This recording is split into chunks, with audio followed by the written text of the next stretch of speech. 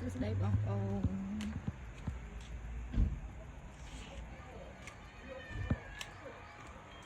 គ្រួសារខ្ញុំក៏ដាក់គ្រួហើយពី4គ្រួទូទូ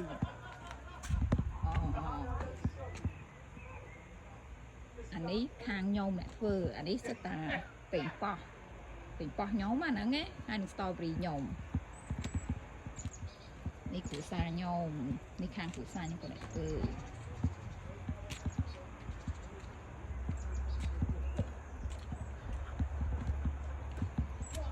ឲ្យមើលពេញប៉ោះគ្រួសារក៏ធ្វើហ្នឹងពេញប៉ោះនេះមិនមែនជារបស់ខ្ញុំទេគ្រួសារខ្ញុំអ្នកធ្វើដល់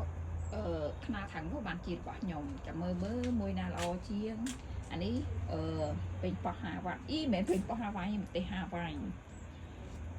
បើភាសាអាល្លឺម៉ង់គេហៅប៉ាប្រីការ៉ូតរូតប៉ាប្រីការ៉ូត